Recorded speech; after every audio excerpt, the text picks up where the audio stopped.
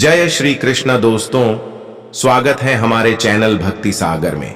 यदि आप हमारे चैनल भक्ति सागर पहली बार देख रहे हैं तो सब्सक्राइब करना नहीं भूले। दोस्तों, क्या आप जानते हैं कि मनुष्य का भाग्य जन्म से ही पहले लिखा जाता है या हमारे कर्मों पर निर्धारित होती है? मनुष्य के जीवन में तकलीफ आती है तो अक्सर मनुष्य अपने भाग्य को ही कोसता है। यदि मनुष्य के जीवन में तकलीफ नहीं है, सब सुख शांति है, तो यह भी कहता है उसके जीवन में कर्म और भाग्य दोनों ठीक है। इसलिए प्रत्येक मनुष्य को अपने भाग्य और कर्म के बारे में अच्छे से समझना भी जरूरी होता है। दोस्तों, इस वीडियो के माध्यम से आज जान पाएंगे कर्म और भाग्य में अंतर है या नहीं, और दोनों में अधिक शक्तिशाली कौन है। साथ ही भाग्य कर्म से बनता है या कर्म से भाग्य बनता है। दोस्तों, वीडियो देखने से पहले कमेंट में सच्ची श्रद्धा के साथ जय श्री कृष्ण जरूर लिखें, ताकि भगवान श्री कृष्ण की कृपा सदैव आपके ऊपर बना रहे। दोस्तों, आइए चलते हैं वीडियो की ओर। दोस्तों, गरुड़ पुराण के अनुसार मनुष्य की जब मृत्यु हो जाती है तब वह केवल अपने शरीर को ही त्याग कर देता है। फिर उस मनुष्य का आत्मा किसी दूसरे मनुष्य में प्रवेश कर जाता है, और यह भी जरूरी नहीं होता है कि मरने के पश्चात आपको मानव शरीर ही मिले। मरने से पहले जब आपको मानव शरीर था, उस समय आप जो कर्म किए होंगे उसी कर्म फल के अनुसार आपको मरने के पश्चात किसी भी योनि में जन्म मिलेंगी। गरुड़ पुराण के अनुसार जो मनुष्य धार्मिक ग्रंथों, गुरु माता पिता, अपने से बड़ों का अपमान करता है, ईश्वर में विश्वास नहीं रखता है, धर्म के रास्ते पर चलने वाले लोगों को तकलीफ देता है, तो ऐसे लोगों का जन्म लोमड़ी में होता है। जो अपने साथी के साथ छल करता है, उसका अगला जन्म कौवा के रूप में जन्म मिलता है। दोस्तों, गरुड़ पुराण के अनुसार मनुष्य का आने वाले जन्म पिछले जन्म के कर्मों के अनुसार ही लिख दिया जाता है, और आने वाले जन्म में जो दुख पीड़ा मिलेगा वह मनुष्य को निर्धारित हो जाती है। जो मनुष्य अपने गुरु बारे के शिकायत करता है वह भेड़िया के रूप में जन्म लेता है। मनुष्य अपने कर्म से भी मृत्यु को प्रभावित कर सकता है।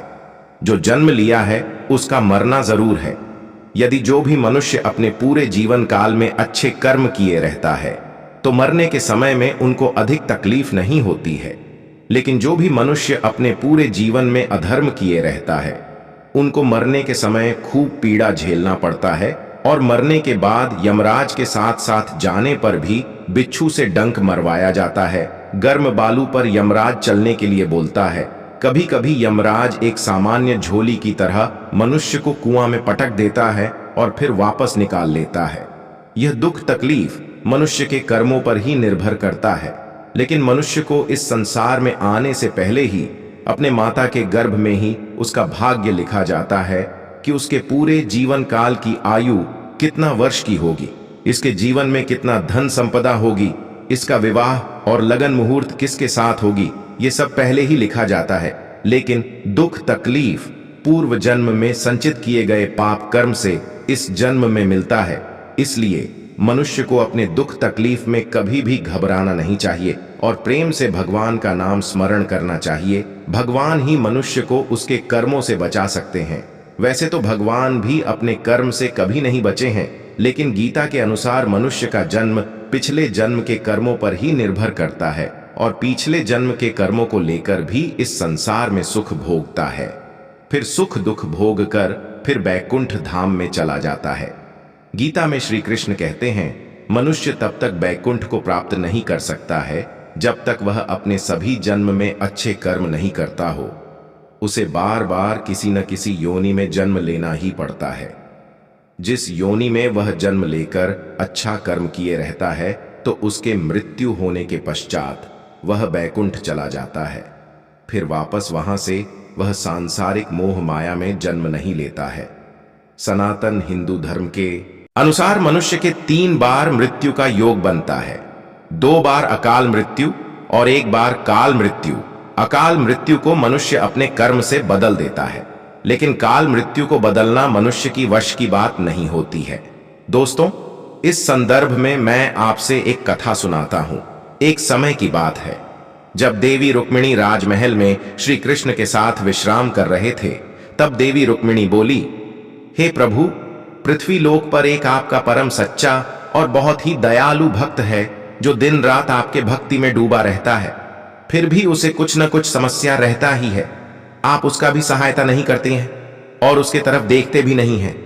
तब भगवान श्री कृष्ण बोले, हे महादेवी, मैं हर समय, हर पल, हर क्षण मनुष्य को ही देखता रहता हूं और मनुष्य के साथ भी रहता हूं, चाहे वह मेरा भक्त हो अथवा मेरा भक्त नहीं हो, लेकिन मनुष्य मुझे नहीं देख पाता है।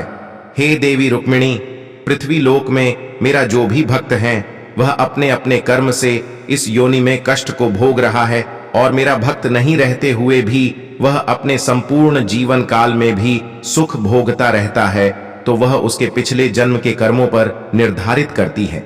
इसलिए हे देवी, मैं अपने भक्तों को दुख से निकाल नहीं सकता हूं, लेकिन इस जन्म में वह पुण्य संचित कर रहा है तो आने वाली जन्म में वह सुख जरूर प्राप्त करेगा और फिर उसे मेरे चरणों में स्थान मिलेगा। तब देवी रुक्मिणी मुस्कुराते हुए बोली, धन्य है प्रभु, आप धन्य हैं हे देवी, मनुष्य के कर्म ही उसे दुख पीड़ा से निकला सकता है। दोस्तों, इस संसार में जितना भी मनुष्य जन्म लेने वाले होते हैं उनका भाग्य उसके कर्मों पर ही निर्धारित होती है। मनुष्य कब जन्म लेगा, कब शादी विवाह होगी, वह अपने जीवन काल में कितना दुख तकलीफ सहन कर पाएगा, यह सब जन्म के पहले से ही निर्धारित होती हैं। हिंदू सनातन धर्म के अनुसार हमारा भाग्य पिछले कर्म से ही प्रभावित होती है। इसलिए मनुष्य को हमेशा अपने कर्म को सुधारना चाहिए, जिसे आने वाले जन्म में वही अधिक तकलीफ नहीं उठाए और न ही अपने भाग्य को कोसे। प्रत्येक मनुष्य को भाग्य को नहीं कर्म को सुधारने की जरूरत होती है, क्योंकि कर्म से ही भाग्य बदलती है। इसलिए मनुष्य को अपने कर्म पर विशेष रूप से ध्यान देना चाहिए। मनुष्य का कर्म ही प्रधान होता, लेकिन इस घोर कलयुग में अधिकतर मनुष्य अपने भाग्य को ही गलती देता है। उसे अच्छी तरह समझ नहीं होता कि भाग्य से बड़ा कर्म है। यदि मनुष्य फकीर होकर भी अच्छा कर्म करता है तो आने वाली जिस योनि में जन्म लेता है वह सब तरह की सुख को प्राप्त करता है। इसके विपरीत जो मनुष्य धनवान रहकर भी कर्म अच्छा नहीं करता है तो उसके भाग्य में स्वयं ही तकलीफ आने लगती है। इसलिए चाहे वह महिला हो, बच्चा हो या पुरुष हो, सबको अपने कर्म पर ही ध्यान देना चाहिए। दोस्तों, मेरा भी यही मत है कि भाग्य से बड़ा ही कर्म होता है, क्यों ये कर्म मनुष्य के अधीन होता है और भाग्य कर्म के अधीन, इसलिए भाग्य से बड़ा कर्म होता है, बल्कि कर्म से बड़ा भाग्य कभी भी नहीं होगा। दोस्तों, यह जानकारी अच्छी लगी तो हमारे चैनल भक्ति सागर को सब्सक्राइब जरूर कर दें। धन्यवाद।